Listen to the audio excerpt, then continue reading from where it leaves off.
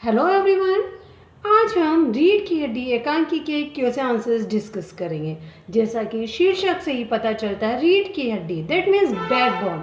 सो हमारे जीवन में हमारा व्यक्तित्व, हमारा चरित्र रीढ़ की हड्डी का कार्य करता है। जिस प्रकार हमारे शरीर को एक आधार प्रदान करती है बैकबोन, रीढ़ की हड्डी, उसी प्रकार हमारे जीवन को एक व्यक्तित्व रीढ़ की हड्डी की तरह ही आधार बनाए रखता है। इसी प्रकार हमारे जीवन में हमारा व्यक्तित्व, हमारा चरित्र रीढ़ की हड्डी की तरह ही कार्य करता है। So we will discuss question answers. Question number 1, Ram Swaroop और गोपाल प्रसाद बात बात पर एक हमारा जमाना था कहकर अपने समय की तुलना वर्तमान समय से करते हैं। इस प्रकार की तुलना कहाँ तक तर्कसंगत है? इस तरह राम स्वरूप और गोपाल प्रसाद की बात बात पर एक हमारा जमाना कहकर अपने समय की तुलना वर्तमान समय से करते हैं, यह बिल्कुल भी उचित नहीं है, क्योंकि हमारी सोच, हमारी परंपराएं समय के साथ, समय की आवश्यकता के साथ परिवर्तित होती रहनी चाहिए।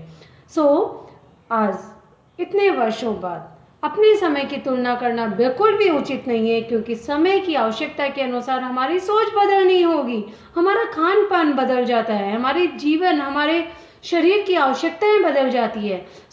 इस तरह इन्हें अपने समय की तुलना नहीं करनी चाहिए। राम स्वरूप को अपनी बेटी को उच्च शिक्षा दिलवाना और विवाह के लिए छिपाना, यह विरोधाभास उनकी किस व्यवस्था को उजागर करता है? राम स्वरूप, जो कि उमा के पिता थे, एक लड़की के पिता थे, उच्च विचारों के धनी हैं, लड़के लड़की में भेद नहीं करते थे, लिंग भेद के विरोधी थे, लेकिन मजबूर पिता थे। उन्होंने अपनी पुत्री उमा को उच्च शिक्षा दिलवाई, किंतु जब उसका विवाह का समय आया तो उन्हें अपने घुटने टेकने पड़े और छोटी सोच वाले लोगों की मांग के अनुरूप उन्हें अपनी पुत्री की उच्च शिक्षा को छिपाना पड़ा। इससे पता चलता है कि हमारे समाज में जो ये कुप्रथा है, लड़के और लड़की में भेद की जो विचार बन रहे हैं, दैट इज़ रॉन्ग। ऐसा नहीं होना चाहिए। और अगर ऐसा भी था तो राम स्वरूप को अपनी पुत्री का विवाह ऐसे घर में नहीं करना चाहिए जो छोटी सोच वाले हों, क्योंकि विवाह करना ही सब कुछ नहीं है। लड़की को अपनी पूरी लाइफ अपने ससुराल में गुजारनी पड़ती है, जो कि उमा के साथ गलत था। इसलिए उन्हें इस तरह से विरोधाभास व्यवहार नहीं करना चाहिए। क्वेश्चन नंबर 3, अपनी बेटी का रिश्ता तय करने के लिए राम स्वरूप उमा से जिस प्रकार के व्यवहार की अपेक्षा कर रहे थे वह उचित क्यों नहीं है? यस, राम स्वरूप जिस प्रकार उमा से व्यवहार की अपेक्षा कर रहे थे वह बिल्कुल उचित नहीं है, क्योंकि राम स्वरूप खुद तो उच्च विचारों के धनी थे, लेकिन गोपाल प्रसाद जो कि लड़के वाले थे, उनकी इच्छा थी, उनकी शर्त थी कि लड़की सुंदर होनी चाहिए। सुंदर नहीं है तो वह मेकअप करके सुंदर दिख सकती है, क्रीम पाउडर लगाकर सुंदर दिख सकती है। तो राम स्वरूप भी चाहते थे, उन्होंने अपनी पुत्री से ऐसे व्यवहार की आशा की कि वह क्रीम पाउडर लगाकर और सुंदर बनने की कोशिश करे, साथ ही उच्च शिक्षा को छिपाए, सीधी सादी भोली भाली लड़की बनकर उनके सामने आए। इस तरह का व्यवहार करना बिल्कुल भी उचित नहीं था और उन्हें ऐसा नहीं करना चाहिए था। Now next question number 4, Gopal Prasad विवाह को बिजनेस मानते हैं और राम स्वरूप अपनी बेटी की उच्च शिक्षा को छिपाते हैं। अपराध तो दोनों ने ही किया है, किंतु क्या आप मानते हैं कि दोनों ही समान रूप से अपराधी हैं?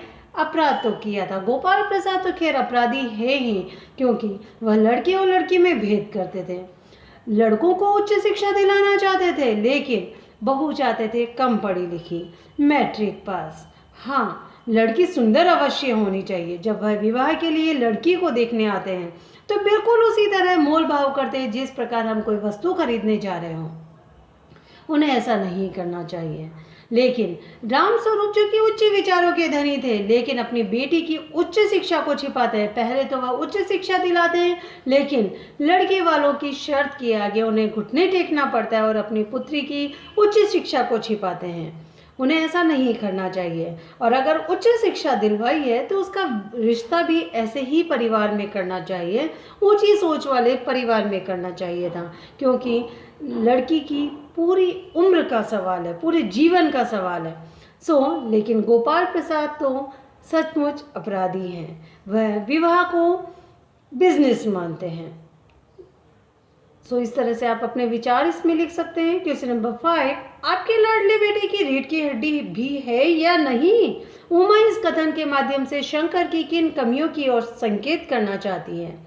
शंकर जो कि चरित्रहीन लड़का था, आत्मविश्वास की उसमें कमी थी, वह अपने निर्णय स्वयं नहीं लेता था, अपने पिता की हाँ में हाँ मिलाता था, पढ़ने में कमजोर था और लड़कियों के हॉस्टल में ताम झांक करते हुए पकड़ा गया था और पकड़े जाने पर जो बाई थी, नौकरानी थी, उसके पैरों में गिरकर गिड़गिड़ाकर वहाँ से भागा था।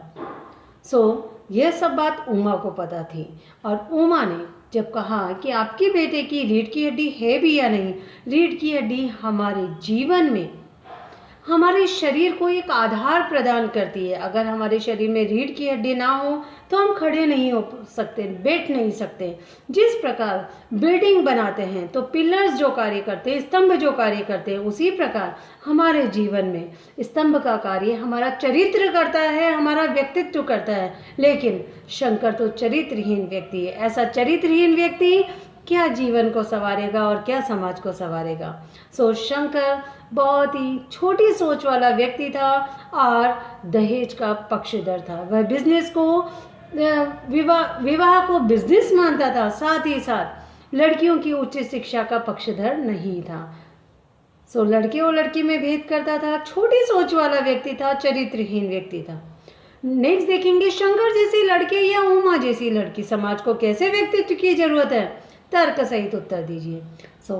डेफिनेटली समाज को उच्च विचार वाले लोगों की जरूरत है और उमा उच्च विचारों की धनी थी, शिक्षित लड़की थी, अपने अधिकारों के प्रति अवेयर थी, बड़ों का सम्मान करती थी, हर कार्य में दक्ष थी, घर के कार्यों में निपुण थी, साथ ही साथ लड़कियों की उच्च शिक्षा की पक्षधर थी, खुद भी उच्च शिक्षित थी। लेकिन वह चरित्र को जीवन का आधार स्तंभ मानती थी और शंकर जो कि चरित्रहीन लड़का था, विवाह को बिजनेस मानता था। समाज को उमा जैसे व्यक्तित्व की जरूरत है ताकि एक स्वस्थ और सुंदर समाज का निर्माण हो सके, हम समाज को अच्छे संस्कार दे सके, आने वाली पीढ़ी को अच्छे संस्कार दे सके और दहेज के लोभी लोगों को तो जेल की सलाखों के पीछे डाल देना चाहिए। डेफिनेटली आज उमा जैसी लड़की की आवश्यकता है।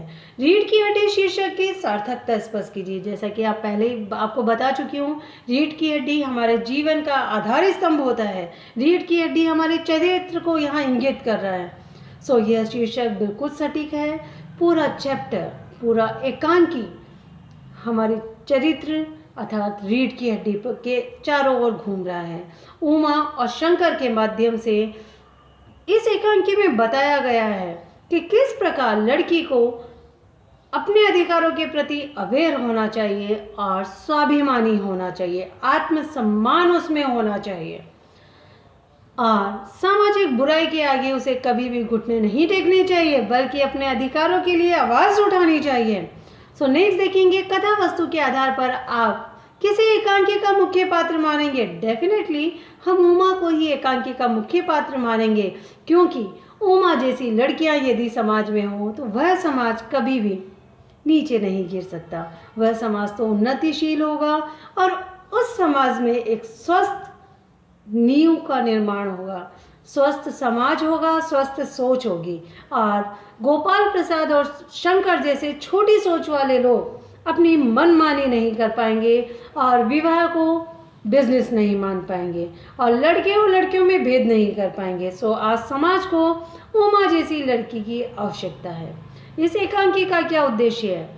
डेफिनेटली इस एकांकी का उद्देश्य समाज में जो कुप्रथा है, दहेज को बिजनेस मानना, विवाह को बिजनेस मानना जैसी जो सोच बनी आ रही है, लड़की और लड़कियों में जो भेद किया जा रहा है, लिंग भेद किया जा रहा है, उस सोच को बदलने की आवश्यकता है। इस एकांकी का उद्देश्य है कि हमें लड़के और लड़कियों में भेद नहीं करना चाहिए। आज लड़कियां किस दिशा में आगे नहीं बढ़ रही है, वह लड़के से कंधा मिलाकर आगे बढ़ रही है और हर क्षेत्र में लड़कियां उच्च मुकाम हासिल कर रही है। सो यह एकांकी हमें यही दर्शाती है, यही शिक्षा देती है कि हमें अपनी सोच को बदलना होगा। समाज में महिलाओं को उचित गरिमा दिलाने तो आप कौन कौन से प्रयास कर सकते हैं? लड़कियों को उच्च शिक्षा दिला सकते हैं। जो सरकार द्वारा जो योजनाएं चलाई जा रही है, लड़की के जन्म से लेकर उसके विवाह और उसकी उच्च शिक्षा तक, उसके प्रति हमें जागरूक होना चाहिए। और जो परिवार यह नहीं जानते हैं उन्हें इसके बारे में बताना चाहिए। लड़कियों को सम्मान की दृष्टि से देखना चाहिए। और लड़कियों को ही क्यों, लड़के और लड़की जब समान है, जब हमारी सोच समान होगी, जब हम लड़के और लड़कियों में कोई भेद नहीं करेंगे तो समाज भी नहीं करेगा, क्योंकि समाज हमसे ही मिलकर बनता है। सो समाज में महिलाओं को उचित गरिमा दिलाने हेतु हम महिलाओं को वह सभी कार्य करने के लिए प्रोत्साहित करेंगे जो वह करना चाहती है, क्योंकि घर के कार्य तो होते ही रहेंगे। और जॉब करने वाली महिला का हमें सम्मान करना चाहिए, उसका सहयोग करना चाहिए। So I think this chapter is complete. Thank you.